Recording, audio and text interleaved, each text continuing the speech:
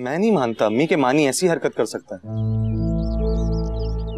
आपको और हाला को यकीनन कोई गलतफहमी हुई होगी और वो ऐसी घटिया हरकत कभी नहीं करेगा।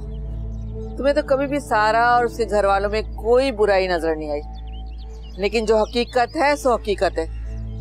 हाला बिलावजह किसी पर इल्जाम क्यों लगाएगी? इससे पहले भी एक दो बार हाला ने मुझसे मानी की शिकायत करने की कोशिश की, मैंने उसे नजरअंदाज कर दिया। हो सकता है कि आप ठीक कह रही हैं, मगर मेरा दिल इस बात को नहीं मानता।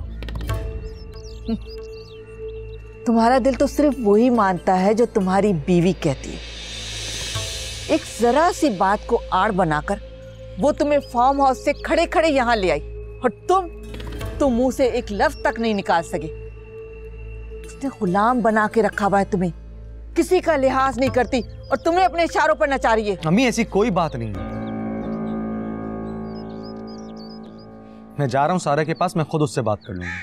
कोई जरूरत नहीं तुम्हें जाने की, खुद गई है ना इस घर से, खुद ही वापस आएगी।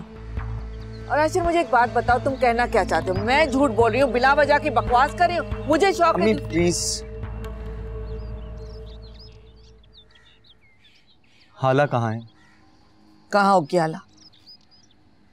घर के किसी कोने खुदरे में बैठी अपनी किस्मत पर आंसू बहा रही होगी।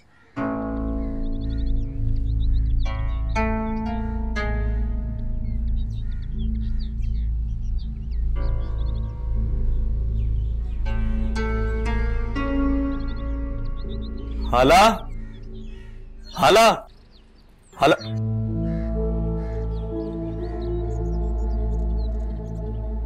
हाला, कोई बात है? क्या हुआ है मुझे बताओ तो सही।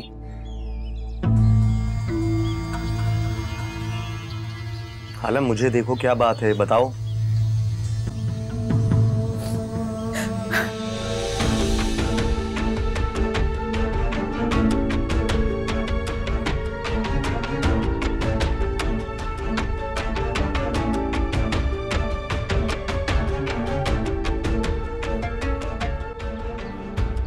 नहीं फोन उठाया ना आशिर ने, नाराज हो गया मुझे तो लगता है।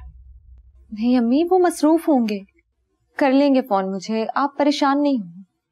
बेटा इस वक्त क्या मसरूफियत हो सकती है उसकी? खामखा इतना बड़ा हंगामा खड़ा कर दिया इस लड़के ने, और बात आशिर तक पहुंच चुकी होगी। मुझे तो सोच सोच कर घबराहट हो रही है। अम्मी आशिर बहुत अच्छे हैं, देखिएगा कल वो खुद आ जाएंगे और सारी गलतफहमी दूर हो जाएगी। अल्लाह करे ऐसा ही हो जैसा तुम सोच रही हो बेटा, अल्लाह करे। नफीसा बेगम बहुत फसादी औरत है, इतना तो मैं जान गई हूं। सारी गलती मेरी है, मुझे मानी को बुलाना ही नहीं चाहिए था।